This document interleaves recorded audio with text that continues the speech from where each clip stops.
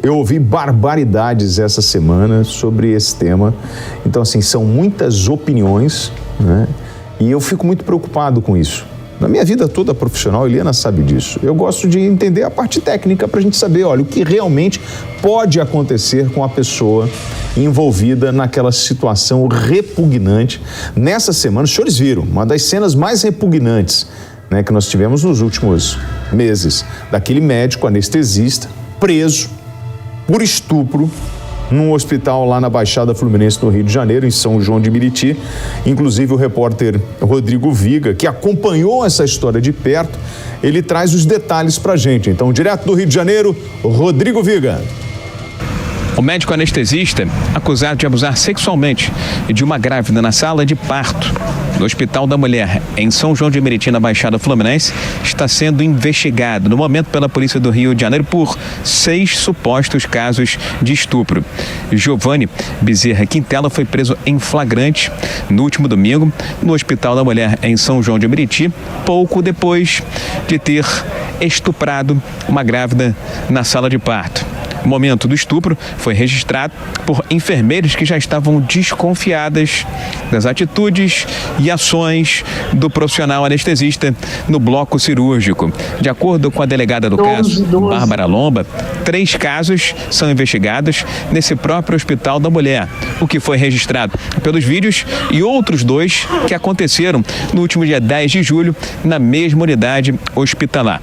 Segundo depoimentos colhidos pela delegada, em todas as cirurgias de parto, o médico anestesista teve um comportamento estranho, inadequado, e até se sentiu incomodado ao ser, de certa forma, monitorado pelas enfermeiras e médicos que estavam no bloco cirúrgico. A delegada Bárbara Lomba afirma que outros casos pregressos também podem ser investigados pela Polícia do Rio de Janeiro, uma vez que esse médico anestesista, Giovanni Quintela Bezerra, rodou por 10 hospitais públicos e privados ao longo dos últimos anos.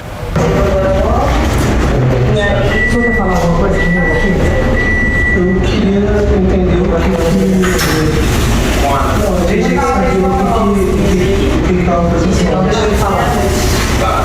Diante das provas que nós já coletamos aqui no hospital, a gente vai fazer uma prisão em flagrante do senhor, uma surpresa em flagrante. Nós vamos conduzir o senhor para a delegacia agora.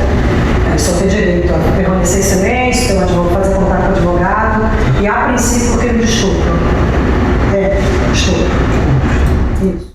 Além dos 3 partos suspeitos, do qual participou o médico anestesista no último domingo no Hospital da Mulher, em São João de Meriti, na Baixada Fluminense, outros 3 casos também estão sendo investigados pela delegada Bárbara Lomba após depoimentos e denúncias feitos por supostas vítimas do anestesista. A Polícia do Rio de Janeiro descarta a necessidade de o médico passar por um exame de sanidade mental. Nesta terça-feira, ele passou por audiência de custódia aqui no presídio de Benfica, na zona norte do Rio de Janeiro, que é uma espécie de porta de entrada. É a triagem do sistema carcerário do Rio de Janeiro. O novo endereço do médico anestesista é o Complexo de Bangu, na zona oeste da capital. Giovanni vai ficar no presídio Bangu 8, que é voltado para presos com nível superior. Do Rio, Rodrigo Viga. E tem uma coisa, quando ele entrou em Bangu 8, os caras chegaram a segurar, a balançar as celas, gritando. Ele está no seguro. Se for pro coletivo, o coletivo vai resolver isso de uma forma que o mundo do crime resolve, né? Os senhores sabem disso. A gente já viu isso ao longo dos anos. E quando ele entrou no sistema, a cadeia ficou agitada. Na verdade, não existe cadeia calma, né? Cadeia sempre é uma coisa tensa. O dia que uma cadeia estiver calma é porque tem alguma coisa errada. Os caras estão planejando fuga ou qualquer coisa assim. Cadeia tensa. Mas, no caso, quando ele entrou em Bangu 8, foi um burburinho, um disse-me-disse, um uau, e foi um salseiro dentro do sistema, tá? O que é fato, pais, meus senhores, Em 2021, o Brasil registrou um estupro a cada 10 minutos. O documento foi elaborado a partir dos boletins de ocorrência das polícias civis das 27 unidades da Federação. Os dados mostram que houve 56.098 estupros, incluindo vulneráveis do gênero feminino em todo o país, o que representa um aumento de 3,7% em relação ao ano passado, ao ano anterior.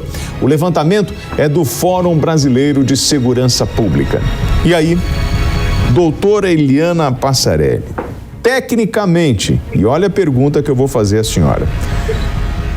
Quando eu vi que colocaram aquela câmera no armário, porque já estavam desconfiados daquilo, e conseguiram registrar, ele foi preso em flagrante, aí me veio uma dúvida, que é a seguinte: aquele vídeo que foi gravado, pelo fato dele ter sido gravado pelas enfermeiras, pela equipe médica, ele serve como prova realmente tecnicamente?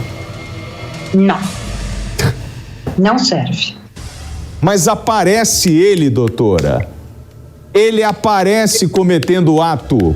Como que não serve isso? É revoltante, né? Mas a nossa lei diz que há necessidade de uma autorização judicial para isso. Meu Deus. Claro que as enfermeiras, claro que as mulheres que ali estavam jamais pensariam tecnicamente, né? Até porque não é a área delas. E filmaram, até porque não era a primeira vez. Então é óbvio que esta prova não será o alvo das provas para que a gente diga assim, é crime consumado. Existem vídeos muito piores desse fato aí, né? Não os que estão sendo veiculados pela mídia, mas não dá para dizer que este vídeo sozinho condenará este mau caráter, né? Então, não tem outro nome. Tecnicamente, o que precisa acontecer para essa pessoa ser responsabilizada? Tecnicamente, o que vai acontecer? O juiz pode entender, e já deve ter entendido porque transformou em prisão preventiva, ele deve entender que é um indício de prova, mas não é uma prova técnica. Vai ter que se fazer quadro a quadro, como se faria em qualquer prova técnica de filmagem, câmera de segurança de rua, qualquer coisa assim. Então vai ter que se desenquadrar, né, fazer quadrado a quadrado, cena por cena, e isso será um indício de prova. O que é prova? As moças que estavam lá. Perfeito. A as testemunha daquilo. Que assistiram. Né? A testemunha daquele fato. As testemunhas daquele fato poderão sim ser a prova, né, cabal para que ele seja condenado por este crime. E nos outros? Nos outros é a palavra da vítima contra a palavra dele. Só que em casos de estupro, normalmente, o que acontece? A gente não tem pessoas vendo, a gente não tem testemunhas oculares, porque obviamente o estuprador procura um lugar ermo, né, para que possa, enfim, cometer o delito. Então, nestes casos, a palavra da vítima é de suma importância. Eu só tenho uma preocupação, e aqui fazendo o meu papel de coletar provas. Sim. Viu, William? Que é o seguinte, essas moças essas parturientes, estavam em condições de saber o que estavam acontecendo ou elas foram sedadas pelo próprio algoz? Doutora, e aí vem a importância, por exemplo, de analisar o material que estava dentro daquele ambiente, né, para tentar encontrar a presença de sêmen ou de alguma coisa que ligue ele, a pessoa física dele àquele ato. É uma prova técnica que pode fazer a diferença nesse processo? Sem dúvida, tudo que e eu acho que deve ter sido coletado naquele momento, porque ele foi retirado da sala já preso, tudo que estiver lá, inclusive material cirúrgico, se puder ser resgatado, né, que eu digo resgatado é do lixo cirúrgico, tem que passar por perícia, não tem jeito. Por quê? Porque você colocou muito bem, nós temos que procurar o sêmen. Tá, não tem sêmen, mas tem anteriormente ao sêmen, o início da ejaculação, ou não teve ejaculação, mas há o líquido que saiu antes do pênis, então tudo isso terá que ser provado. Nossa, a menos que ele confesse. Isso, e também tem essa possibilidade. E aí, isso é uma coisa que a senhora tocou num ponto importante. A partir do momento que ele confessa isso, aí está valendo? Totalmente. Aí eu não preciso nem da prova sequer testemunhal. Ele é autor confesso e deverá ter, inclusive, claro, ele não confessou para a delegada de polícia durante o flagrante, mas ele pode confessar durante o seu interrogatório, antes da sentença condenatória. E daí ele tem um atenuante a seu favor, então, que é a livre confissão. Passarelli, né? o que a gente vê... espontânea. Eu outro dia comentei aqui no programa que eu fui num sistema penitenciário, tem muitos anos isso, e estava numa roda conversando, era uma inauguração de uma fábrica de fraldas dentro de uma unidade prisional da Polícia Militar no Rio de Janeiro. E os presos, os de bom comportamento, estavam ali, aqueles que trabalhavam na fábrica, estavam no mesmo ambiente, né, conversando. E quando eu percebi, eu estava numa roda, ouvindo o relato daquelas pessoas, falando sobre o projeto. Eu estava com o comandante da unidade, tinha vários outros policiais ali naquele entorno. E aí eu fiz a seguinte pergunta, de uma forma muito ingênua: mas vem cá, vocês estão presos? O que vocês fizeram? Aí todos, unânime, ninguém tinha cometido crime nenhum. Nenhum crime, tá todo mundo inocente. A gente sempre condena o inocente. Sempre. É muito doido isso, Toda vez que a gente pede a condenação é de um inocente. Eles falam isso, né? Que não cometeram crime. É muito comum isso, né? Não, normal. Os únicos que falam que cometeram o crime são chamados passionais. Porque, normalmente, o criminoso passional, a gente liga marido-mulher, né? Namorado, não tem nada a ver com isso. É a pessoa que é super centrada, a pessoa que você jamais diria, cometerá um homicídio. E, de fato, uma vida normal não cometeria, mas num determinado momento comete. Esta pessoa que tem peso, tem caráter dos seus atos, ela confessa. Normalmente, ela não nega, ela confessa o crime e quer assumir a responsabilidade do crime. Em compensação, quando ela não faz isso, ela se mata. Nossa. Porque ela não aguenta o peso da responsabilidade do crime cometido. Olha, eu queria até aproveitar esse momento e falar de um número que está disponível, que é um serviço do governo federal, de assistência social, que é o Disque 100 de Direitos Humanos. Se você sabe de alguma criança que está em situação de vulnerabilidade, que está sofrendo qualquer tipo de abuso, denuncie. O mais importante é a gente acabar com o sofrimento, com o abuso. E assim, preciso de ajuda, eu tenho desconfiança de alguma coisa, procure uma unidade policial para você ter as orientações do que a gente pode fazer de forma técnica para não deixar um bandido fugir. Não é isso, Helena? Perfeitamente. É assim, não solucione através da emoção, né? De fato, procure a autoridade, promotor, seja lá o juiz até, delegado de polícia, porque imediatamente nós temos condições, né, de ajudarmos tecnicamente como é que aquela pessoa solucionará a ponto de ter uma prisão em flagrante válida. Claro, se discute muito a gravação ambiental, porque foi uma gravação ambiental, mas por outro lado também se discute o direito da parturiente ao segredo. Ela pode não querer ser filmada. Outra coisa que vai se discutir aí. Que vai discutir nessa parte técnica. E a gente observa ao longo dos anos, eu falei do número de estupros, que muitos abusos acontecem dentro do lar da criança e do adolescente.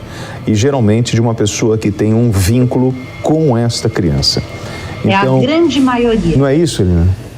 Né? 73, o número hoje é de 73% de pessoas conhecidas da família, dos próprios familiares, dentro da casa da criança. Eu costumo dizer que, isso eu ouvi de uma psicóloga lá atrás, que falava o seguinte: quando a criança muda muito de comportamento, está agressiva, arredia, isso pode ser um indício de um abuso. Sim, muda comportamento na escola, muda comportamento social, em casa, se torna uma criança triste, se torna uma criança agressiva.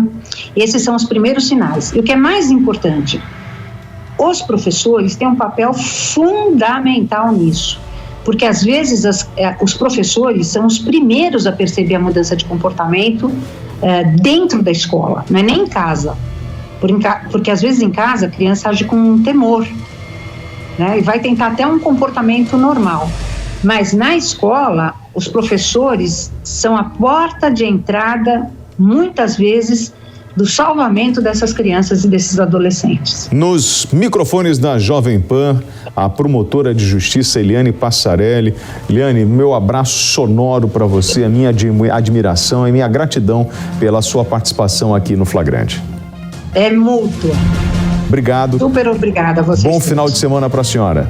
Espero reencontrá-la em breve pessoalmente. Obrigado, um abraço. Obrigada a vocês. Olha, não quer dizer que toda criança que muda de comportamento está sofrendo um abuso. Não. Isso a gente sabe, adolescente é rebelde e tal. Mas se você está desconfiando de que alguma coisa está errada com o teu filho, vai procurar ajuda, né? Procura um psicólogo, conversa, bate papo e vamos tentar acabar com o sofrimento o mais rápido possível. Mas, infelizmente, essa é uma triste realidade da nossa sociedade. E eu volto a dizer aqui, eu sou a favor da castração química. Identificou o pedófilo, o maluco, o estuprador, dá uma injeção nele para tirar o ânimo. Ponto!